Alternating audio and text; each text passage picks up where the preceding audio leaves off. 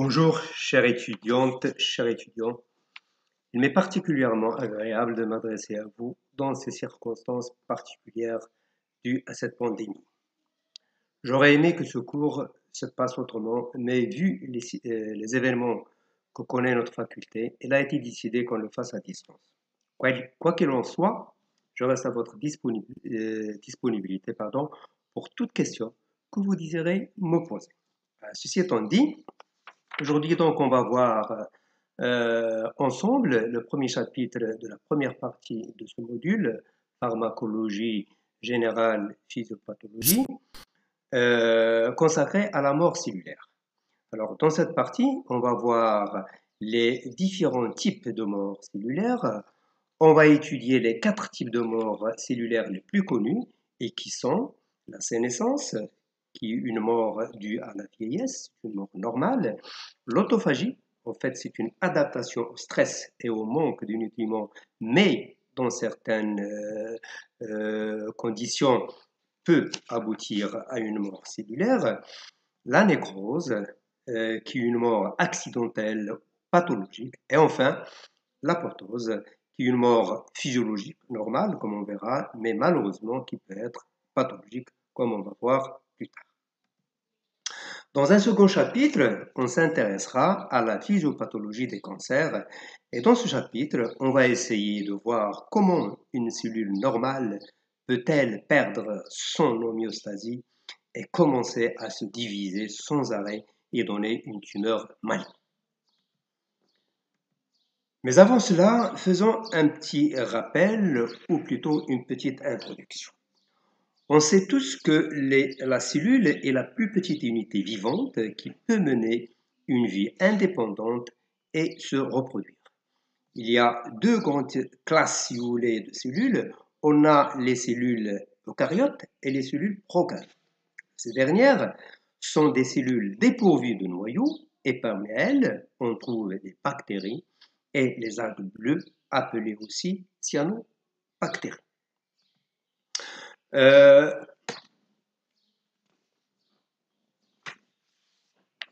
Alors, quant à la cellule eucaryote, elle est constituée d'un noyau, comme vous le savez, avec une membrane qui l'entoure, d'un cytoplasme séparé du milieu extérieur par une membrane cytoplasmique. Toutes les cellules d'un organisme proviennent d'une seule cellule, appelée œuf, qui est issue de la fécondation d'un ovule, qui vient de la mère, et d'un spermatozoïde qui vient du père. Alors, cette cellule œuf, qui est la première cellule qui va donner le futur individu, organisme, va subir des divisions successives pour donner les différents types des cellules qui composent l'organisme. C'est la différenciation. C'est-à-dire qu'à partir d'une seule cellule, on obtient les différents types cellulaires qui composent un organisme.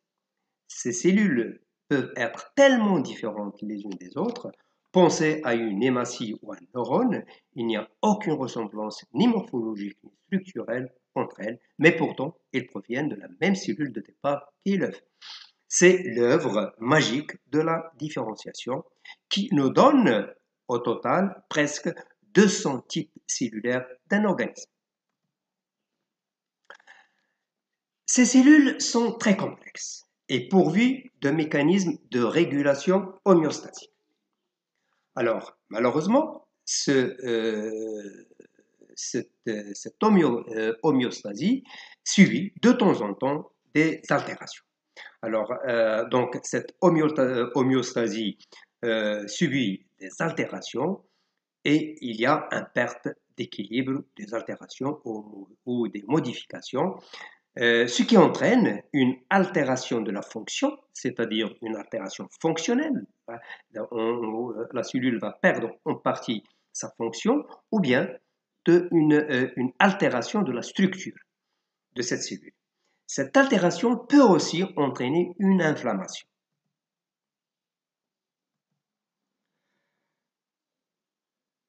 Ou bien, à long terme, malheureusement, cette altération du fonctionnement peut aboutir à un cancer. Alors, comment la cellule répond aux stimuli nocifs? L'environnement d'une cellule ou d'un tissu est soumis, comme on a dit, constamment à des changements très fréquents. Alors, exigences physiologiques plus importantes, circonstances pathologiques, et il se produit alors des adaptations cellulaires et tissulaires, avec un nouvel équilibre. Mais si les limites de la réponse adaptative sont dépassées, ou qu'il soit impossible, on observe alors des lésions cellulaires qui sont l'équivalent des maladies. Donc, on peut résumer la réponse cellulaire à ces agressions nocives de trois façons. Soit une augmentation ou une diminution de l'activité cellulaire. Dans ce cas, on obtient des cellules qui vont diminuer de taille, on dit qu'ils sont atrophies, ou bien qui augmentent de volume, on dit qu'ils sont hypertrophies, ou bien ils se divisent beaucoup plus rapidement, on dit qu'on a une hyperplasie. Deuxièmement, ça peut conduire à l'apparition d'altérations morphologiques réversibles ou non. Alors, dans le cas où ces altérations sont non réversibles, on aboutit à ce qu'on appelle un état des cellules qu'on appelle métaplasie.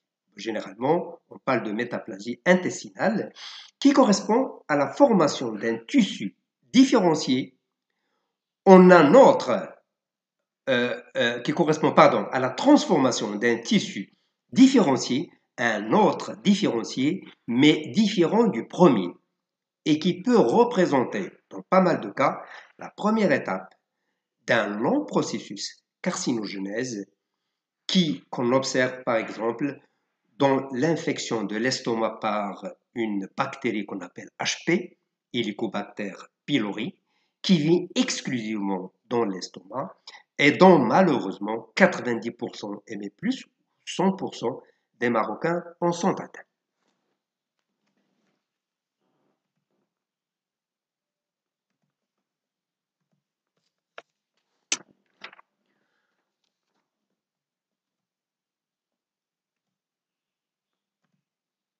Alors, dans l'extrême des cas, cette altération peut conduire à la mort cellulaire. Et les 4 morts cellulaires qu'on va voir, c'est la sénescence, l'autophagie, l'apoptose et la nécrose.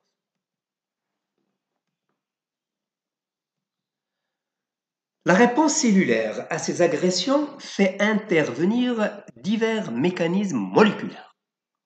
Donc, la réponse des cellules à ces agressions se fait par l'intermédiaire d'un grand nombre de mécanismes moléculaires via la synthèse ou la réception d'un certain nombre de molécules. Alors, soit directement par une stimulation autocrine, au cours de laquelle les cellules sont stimulées par la présence de facteurs synthétisés par la cellule elle-même. Donc la cellule, lorsqu'elle est stressée, lorsqu'elle est atteinte, lorsqu'elle est provoquée, si j'ose dire, va synthétiser un certain nombre de molécules qui vont agir sur la cellule elle-même. On dit qu'on a une action ici autocrine. Soit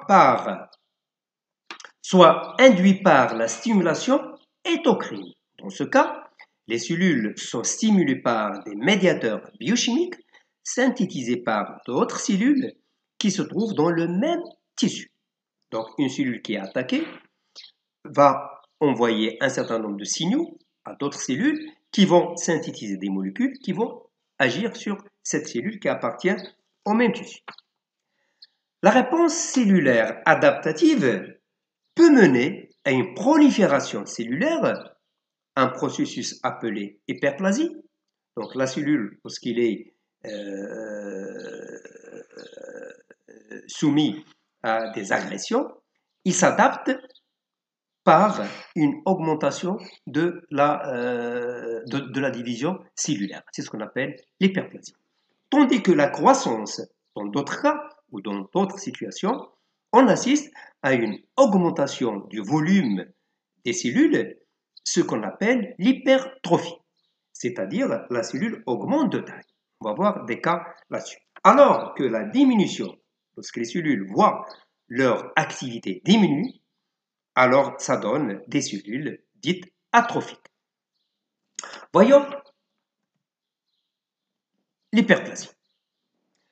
Alors, l'hyperplasie est causée principalement par une augmentation dans la synthèse locale de facteurs de croissance.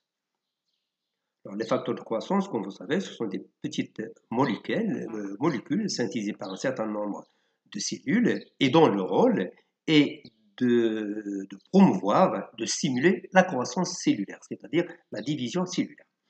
Donc, l'hyperplasie est causée principalement par une augmentation dans la synthèse locale de facteurs de croissance, ou donc on a soit la synthèse des facteurs de croissance qui vont stimuler la cellule et l'inviter à se diviser, soit l'augmentation des récepteurs de ces mêmes facteurs de croissance. Et on a le même effet, c'est-à-dire la cellule va augmenter la synthèse de ces récepteurs qui se trouvent sur la membrane. Ces récepteurs seront stimulés par les facteurs de croissance et vont stimuler donc la multiplication cellulaire, ou bien par des protéines portant l'activité accrue du signal, c'est-à-dire lorsque le récepteur est stimulé par un facteur de croissance, par exemple.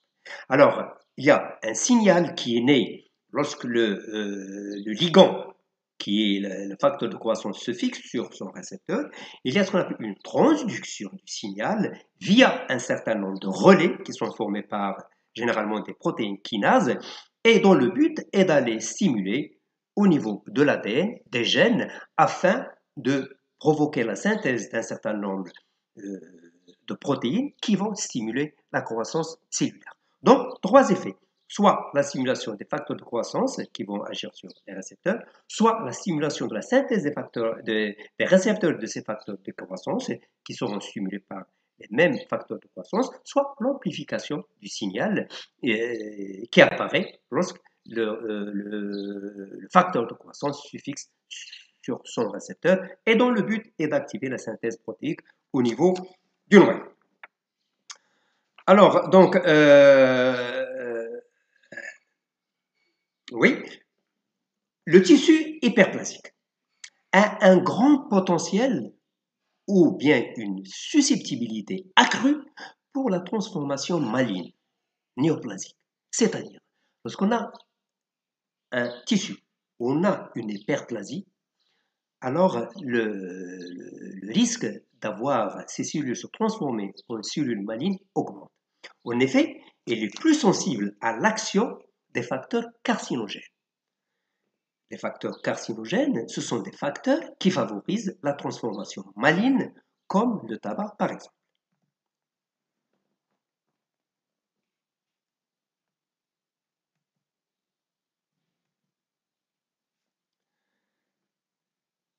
Voyons l'hypertrophie. Alors, pour l'hypertrophie cellulaire, il s'agit d'une augmentation réversible de la taille d'une cellule en rapport avec une augmentation de la taille et du nombre de ses constituants.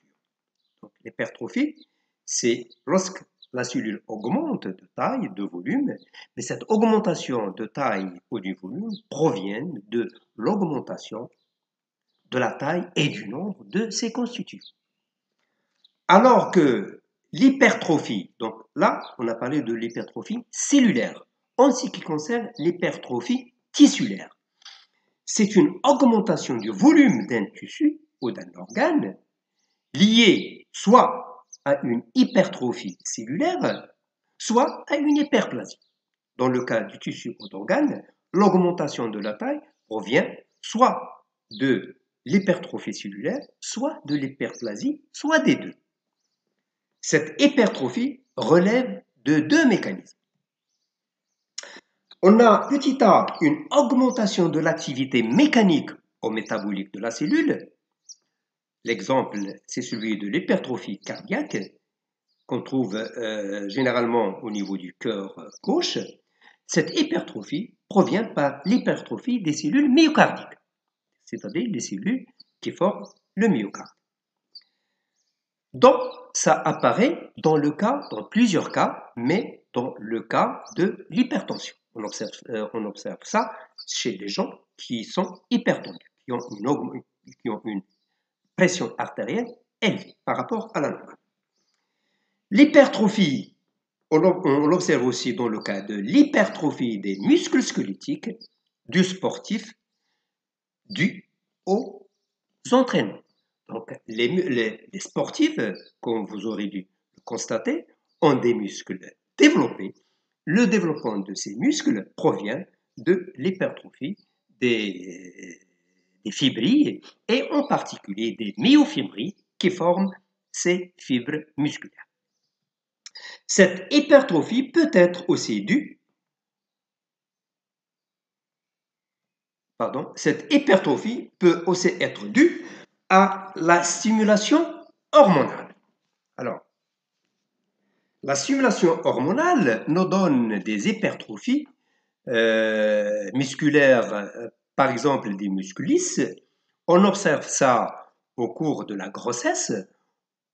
En effet, les muscles lisses de l'utérus, sous l'effet des hormones, notamment les oestrogènes, augmentent de taille, augmentent du volume. On observe donc une hypertrophie de ces cellules.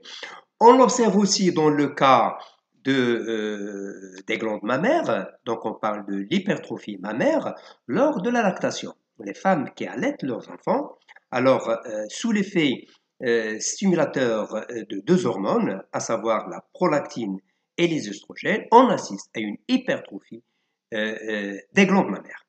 On a aussi l'hypertrophie thyroïdienne. La thyroïde augmente de taille et dans ce qu'on appelle le goitre. Cette hypertrophie est due à l'action stimulatrice ou à l'hypersécrétion d'une hormone thyroïdienne qu'on appelle la TSH. La TSH agit sur les cellules thyroïdiennes qui augmentent de volume, de taille et nous donnent le goitre. À l'opposé de l'hypertrophie, certaines cellules répondent par l'atrophie, c'est-à-dire qu'ils diminuent de taille et de volume. Donc, l'atrophie cellulaire est due à la diminution de la masse fonctionnelle d'une cellule habituellement liée à une diminution de son activité. Donc, une cellule, lorsqu'elle n'est pas active, elle répond par la diminution de sa taille. On parle d'atrophie cellulaire. Il se manifeste par une diminution du volume cellulaire en rapport avec une diminution du nombre et de la taille des constituants normaux. D'accord? Tout à l'heure, on a dit l'augmentation, l'hypertrophie s'accompagne par une augmentation de la taille des constituants. Là, on a l'hypotrophie ou l'atrophie cellulaire s'accompagne par une diminution de la taille en rapport avec la diminution de la taille de ces constituants. Elle se manifeste par une diminution du volume cellulaire en rapport donc avec une diminution du nombre et de la taille des constituants normaux de la cellule. L'exemple le plus connu est celui des myofibrilles dans le cas d'une fibre musculaire. En effet, la diminution du nombre des myofibrilles entraîne une atrophie musculaire.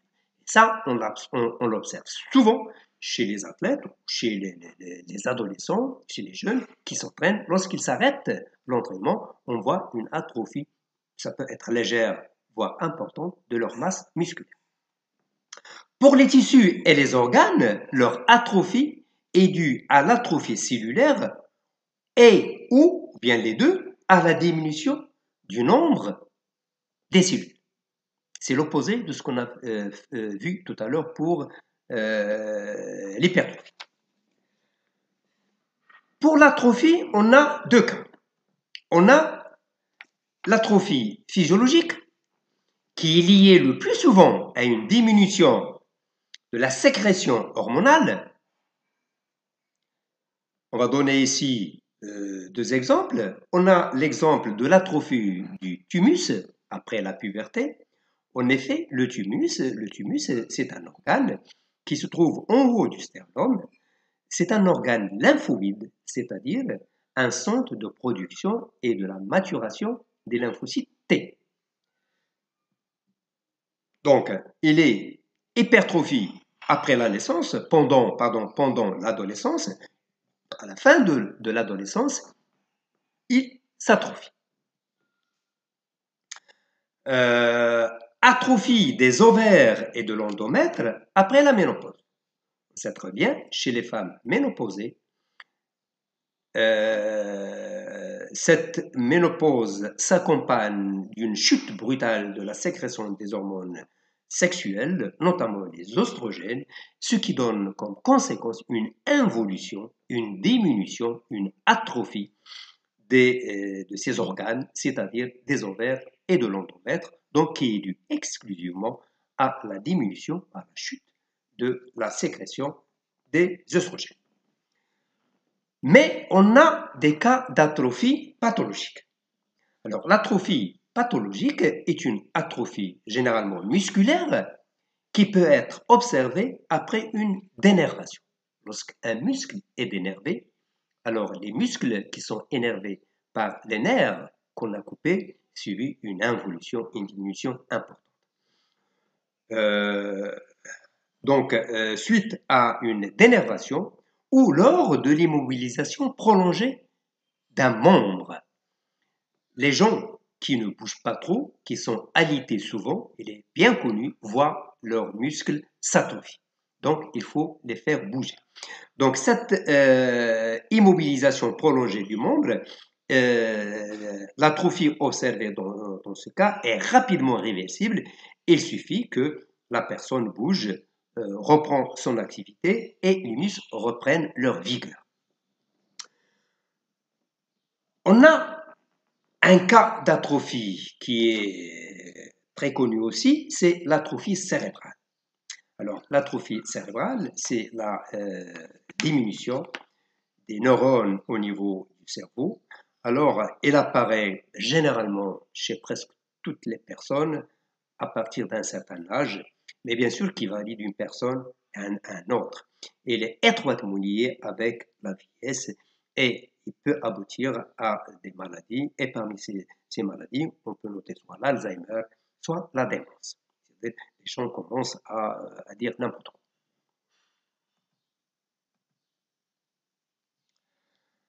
Alors, lorsque la capacité des cellules à s'adapter face aux agressions successives est dépassée, il se produit alors des lésions.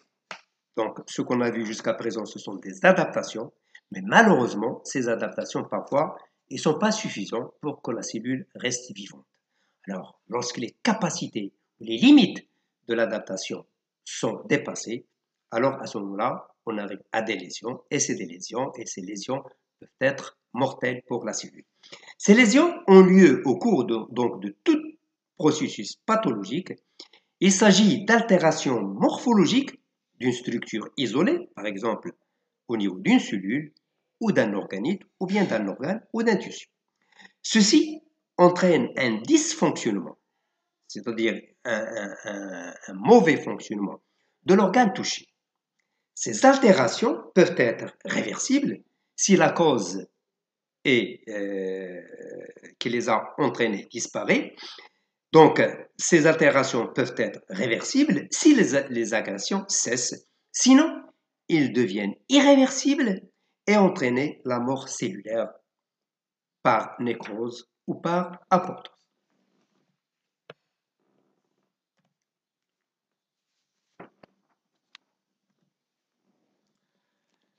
Ces lésions peuvent être causées par plusieurs agents.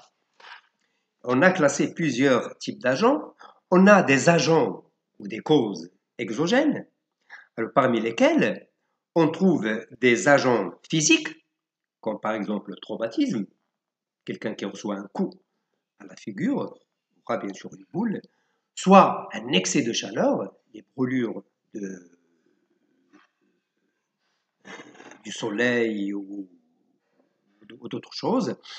Le froid aussi, un effet donc très agressif sur les cellules. D'autres causes peuvent entraîner donc ces lésions, des causes chimiques notamment, des toxines, des acides, des causes biologiques, sont très répandus, très connus. Il s'agit en fait des germes, des pathogènes, des parasites, des champignons, des virus, des bactéries, j'en passe. Donc ça, ce sont des agents exogènes, c'est-à-dire extérieurs à l'organisme. On a aussi des agents dits endogènes, qui sont internes à l'organisme. Parmi elles, on trouve des agents trophiques, c'est-à-dire causés par l'arrêt de la circulation, et ces cas, on le trouve dans le cas des infarctus et des hémorragies. Dans le cas des infarctus qui touchent le cœur, on a un bout, un fragment d'une artère coronaire qui est bouchée, ce qui entraîne l'arrêt de la circulation à la zone qui se trouve en aval de cette partie qui est bouchée par un hématome, ce qui entraîne donc la mort par nécrose de toute la partie qui se trouve en aval de cette partie. On a aussi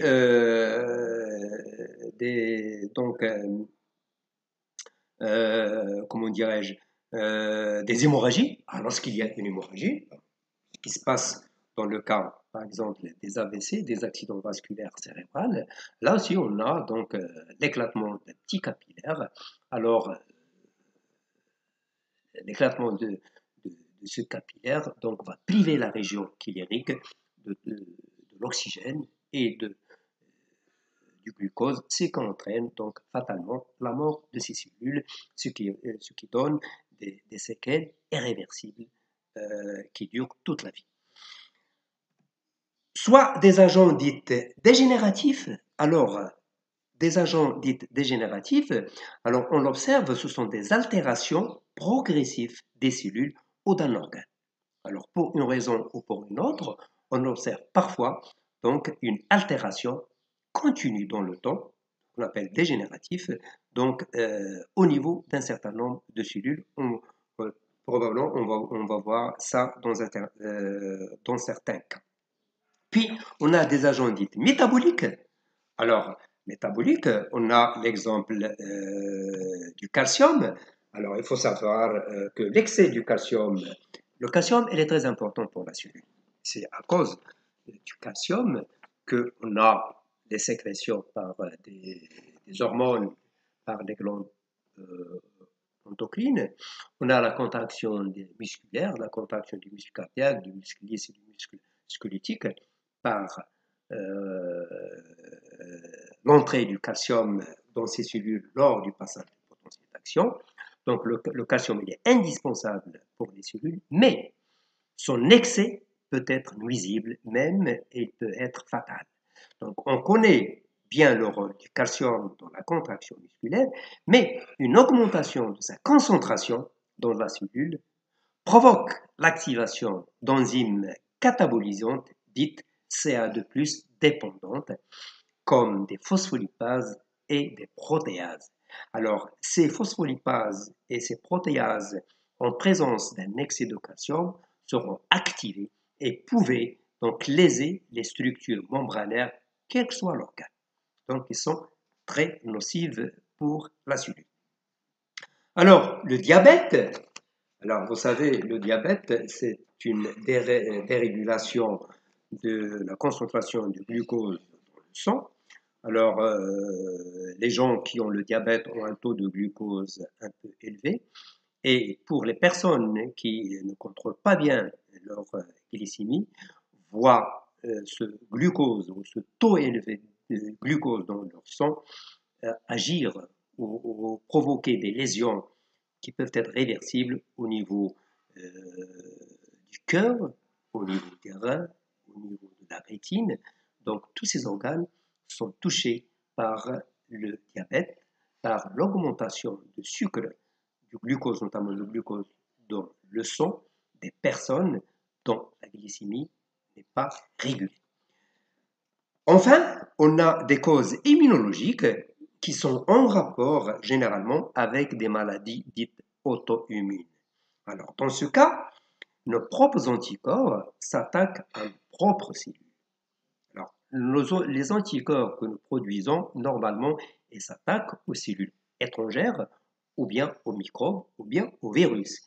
Dans ce cas-là, dans les maladies auto-immunes, nos propres anticorps peuvent s'attaquer à nos propres cellules, ce qui entraîne à des maladies dites auto-immunes. Exemple, la sclérose en plaques, qui est une maladie inflammatoire chronique, destructrice de la myéline, qui entraîne la dégénérescence des fibres nerveuses.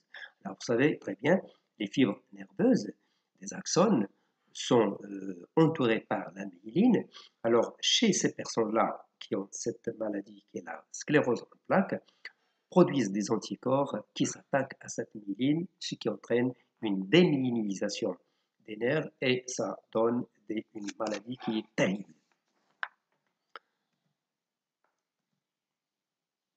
Voyons maintenant les différents types de mort cellulaire.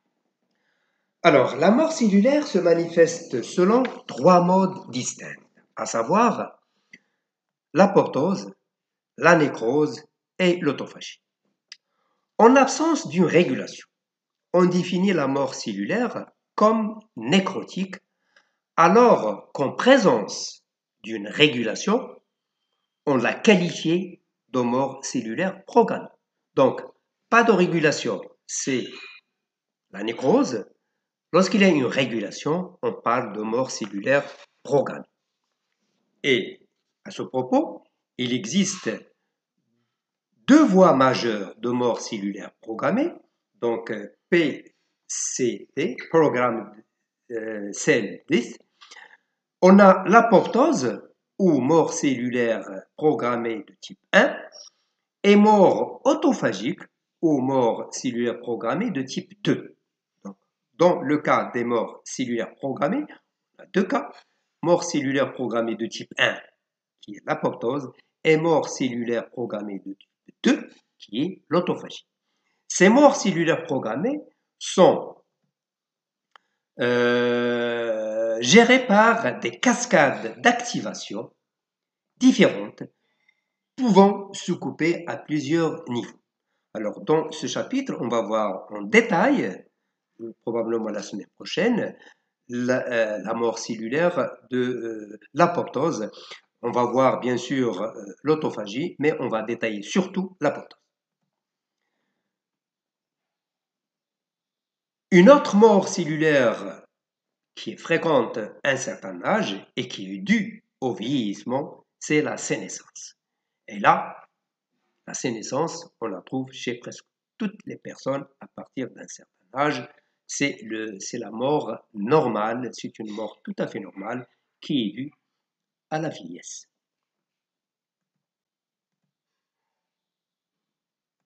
Commençons par la sénescence. La sénescence cellulaire est définie comme un programme physiologique induit par le raccourcissement des télomères ou par d'autres stress.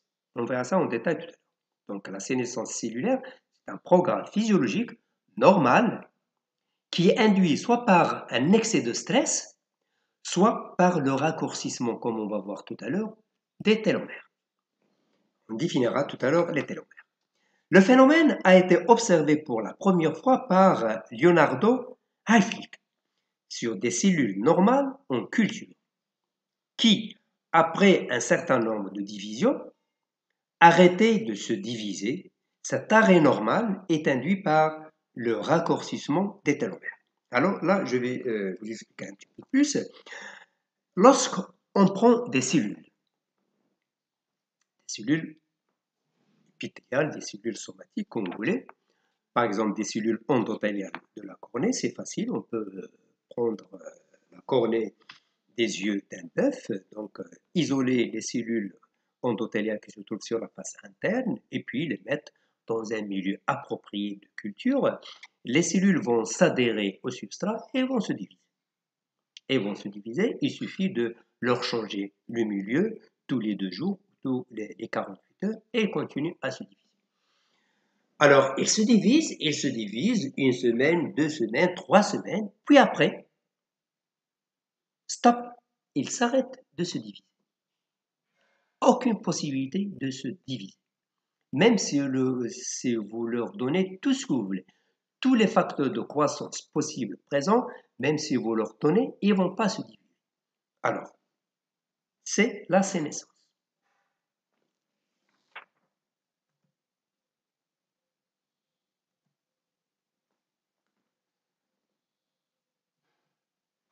Alors, ce graphique résume en fait, ou montre, la relation entre la longueur des télomères en kilobases et le nombre des divisions cellulaires d'une cellule ou d'un type de cellule donné. Alors, qu'est-ce qu'on constate? La première remarque qu'on constate, c'est que la longueur des télomères des cellules germinales ne varie pas avec le temps. Ce qui veut dire que ces cellules se divisent continuellement. Ils peuvent se diviser tant que vous leur donnez un milieu approprié.